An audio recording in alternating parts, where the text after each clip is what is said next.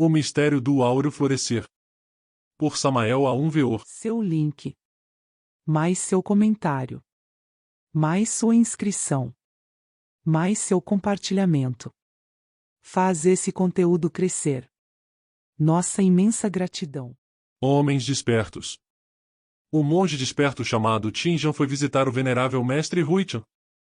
Ao chegar, perguntou muito solenemente a certo asceta ajudante se o mestre real estava em casa. O místico contestou em sim, porém, não recebe visitas. Tinjan disse, Mó. O que dizes é demasiado profundo e estranho.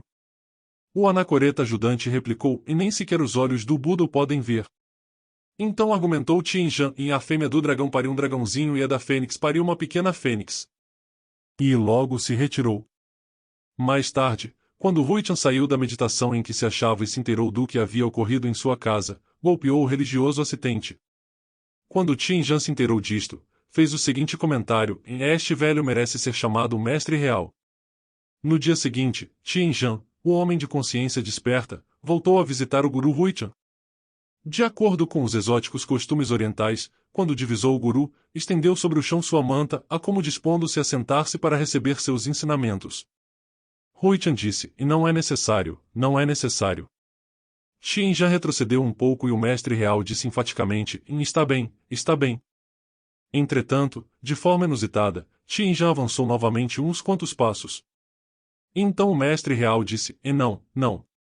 Entretanto, Tinjan compreendeu tudo, deu uma simbólica volta ao redor do hierofante e se foi. Mais tarde, o venerável comentou, e muito tempo passou desde os dias dos bem-aventurados.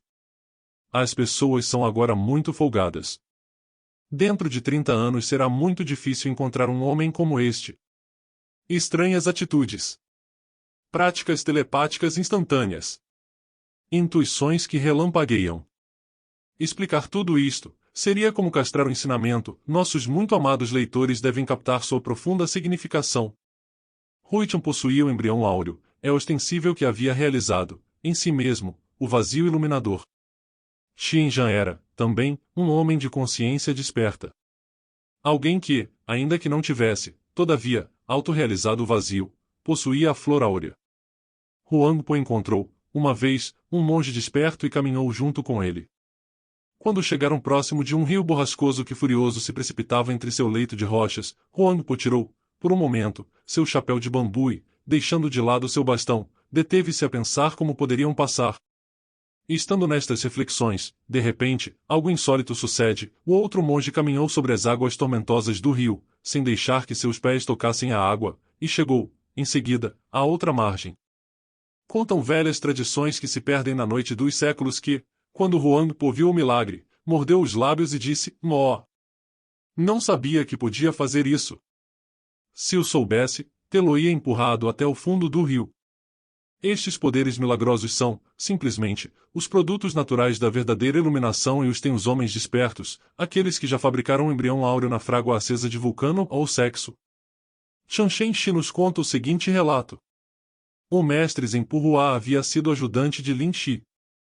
Um dia decidiu que havia chegado o momento de morrer e, então, se dirigiu ao mercado e pediu ao povo que lhe desse, por caridade, uma vestimenta.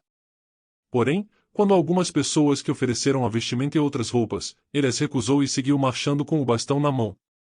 Quando Lin Shi ouviu isto, persuadiu algumas pessoas que dessem a Pu-Hua um ataúde. Assim, ofereceram um ataúde a Pu-Hua.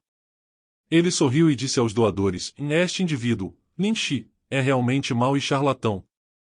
Depois aceitou o ataúde e anunciou ao povo, amanhã sairei da cidade pela porta do leste e morrerei em algum rincão dos subúrbios do leste. No dia seguinte, muita gente da cidade, levando o ataúde, escoltou-o até a porta do leste. Porém, subitamente, ele se deteve e exclamou, Nó! Não, não. Segundo a geomancia, este dia não é auspicioso. É melhor que morra amanhã, num subúrbio do sul. Assim, no dia seguinte, todos se encaminharam à porta do sul, porém, Pu-Hua mudou, outra vez, de ideia e disse ao povo que preferia morrer no dia seguinte, no subúrbio do oeste. Muito menos gente foi escoltá-lo no dia seguinte. E, novamente, Purruá mudou de ideia, dizendo que adiava sua partida deste mundo um dia mais tarde e que, então, morreria num subúrbio do norte.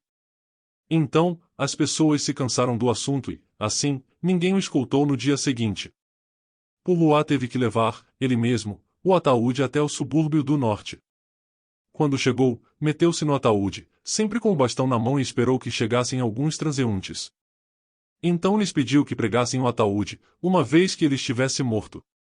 Quando eles consentiram, ele se deitou e morreu. Então continuou dizendo que os transeuntes pregaram o caixão, como haviam prometido.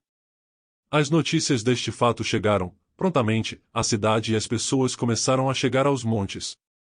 Alguém sugeriu, então, que abrissem o ataúde para dar uma olhada no cadáver, porém, ao fazê-lo, ante a sua surpresa, não encontraram nada. Antes de recobrar-se da surpresa, ouviram, do céu, o som familiar das campainhas do bastão que Purruá havia levado toda a sua vida. No princípio a campainha era violenta, porque estava muito perto, depois se tornou mais e mais débil, até que, finalmente, desapareceu inteiramente. Ninguém soube aonde havia ido Purruá.